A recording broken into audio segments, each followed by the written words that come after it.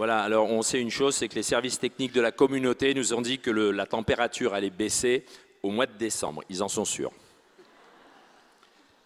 Alors le 4 septembre 2014, ça a été un grand jour pour nous parce qu'on a monté 4 étages d'une cage d'escalier qui n'était pas forcément hyper bien entretenue et pour rejoindre un appartement pour le début de notre mission pour 3 ans au Rocher des Mureaux. Nous avions pour cela l'autorisation de nos 7 enfants et nos 7 petits-enfants. Alors, comment avions-nous été amenés à quitter Aix-en-Provence pour tenter cette aventure? Nous ne connaissions ni le Rocher, ni la communauté de l'Emmanuel quand Pierre, il y a une dizaine d'années, à la suite d'une rencontre, m'a parlé de son désir d'aller vivre en cité. Ma première réaction a été le refus, et un refus catégorique. J'étais habitée par de multiples peurs. Peur de la violence dans le monde des cités, peur des mauvaises influences pour nos enfants encore adolescents, peur aussi de la laideur d'un monde que je voyais en noir et blanc avec des tours et des barres en béton et du béton partout. J'étais loin d'imaginer que la réalité était très différente. Alors je n'ai pas le temps de détailler la façon dont le Seigneur a travaillé mon cœur pendant une dizaine d'années. Le Seigneur est très très patient. Mais je rends grâce après coup pour les merveilles de sa délicate pédagogie. Ce que je voudrais dire, c'est que du jour où j'ai accepté intérieurement d'envisager que ce désir de vivre en cité n'était peut-être pas une lubie de Pierre, mais un appel du Seigneur, à partir de ce moment-là, mon cœur s'est ouvert et toutes les craintes ont disparu.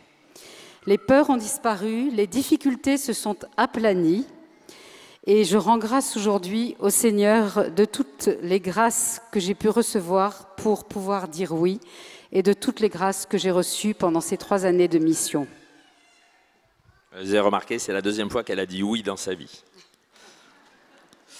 Alors en fait très rapidement, on commence notre travail en cité, très rapidement, on se rend compte de situations familiales, personnelles, douloureuses, inextricables, et tout ça nous ramène à notre pauvreté, à notre incapacité.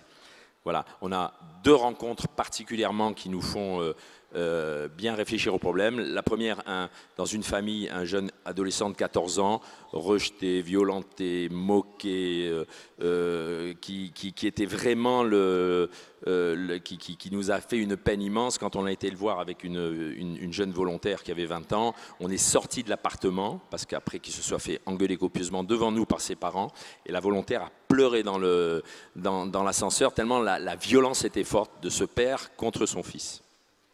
La seconde rencontre, ce fut celle d'une femme battue quotidiennement par son mari au point de vouloir en finir avec la vie et dont l'incroyable courage nous a profondément bouleversés.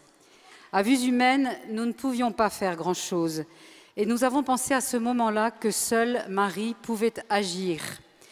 Notre fille Pascaline nous avait rapporté d'Afrique, il y a quelques années, une vierge bien particulière qui porte dans sa main droite un chapelet catholique et dans la gauche un chapelet musulman. Nous avons alors proposé au curé de notre paroisse d'en faire une vierge pèlerine qui passe dans les familles de la cité où les familles chrétiennes pourraient inviter leurs voisins musulmans. Alors cela ne s'est pas fait sans combat, parce qu'en général, là où il y a Marie, il y a aussi des combats. Ni du jour au lendemain, mais avec l'aide de la prière, cela s'est fait. Voilà, alors Marie touche le cœur des musulmans. Le petit Moussa, 6 ans, j'avais la statue dans les bras. En fait, la famille qui devait la prendre le dimanche n'était pas venue à la messe, et donc j'apportais la statue dans la famille. Il me rend compte, oh, c'est qui? Je dis, c'est Marie. C'est qui Marie? Et Marie, c'est la maman de Issa. Issa, c'est Jésus. Oh, elle est belle. Oh, elle a un chapelet musulman. Donc il voit le chapelet musulman. Je peux la prendre dans ma maison? Une autre fois, un homme traverse l'église de la cité à une heure où elle aurait dû être fermée et arrive de façon tout à fait étonnante dans nos locaux, au milieu de nos activités.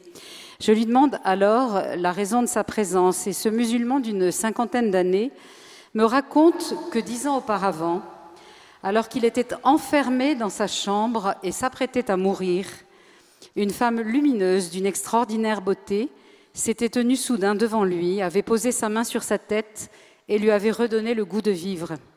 Sa mission, depuis, c'était de réveiller les chrétiens, de les inciter à retourner prier dans leurs églises et de les inciter à retourner prier Marie.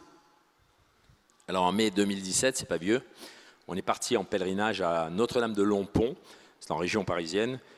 Vous avez remarqué qu'on est venu d'Aix-en-Provence pour aller en région parisienne. Donc on est toujours en 2017 en région parisienne et le pèlerinage se fait avec la communauté de l'Emmanuel et avec la paroisse. Le Rocher, nous de notre côté, on est chargé de proposer le pèlerinage à nos amis musulmans. En fait, 12 d'entre eux, dont celui dont a parlé Isabelle, 12 d'entre eux vont venir à ce pèlerinage. En fait, c'est tout simple. Si vous voulez, l'annonciation, la visitation, la louange du Magnificat, c'est dans le Coran et c'est dans l'Évangile. C'est halal et c'est du pain béni. C'est halal pour les musulmans et c'est du pain béni pour les catholiques. Voilà. Donc, en fait, Marie nous rassemble, elle nous rapproche, elle nous unit, elle nous amène Jésus et elle amènera Jésus à nos amis musulmans. C'est à moi. Bref, le temps nous manque pour vous dire tout le détail du rôle de Marie dans nos cités, dans le travail que fait le Rocher. Pour vous dire la joie de nos 3 années en cité, les liens tissés, les rencontres heureuses, les bonheurs partagés.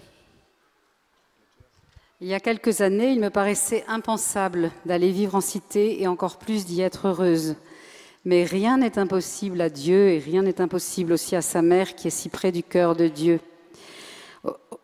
C'est avec beaucoup d'émotion que nous avons quitté les Mureaux après 3 ans de mission. Nous y avons rencontré des gens merveilleux, tant dans la communauté chrétienne, beaucoup sont là aujourd'hui d'ailleurs, on le retrouve avec une immense joie, que dans la communauté musulmane. Et aujourd'hui, nous nous apprêtons à partir en banlieue lyonnaise, à Rieux-le-Pape, pour aider à l'ouverture d'un nouveau rocher. Et nous emmènerons avec nous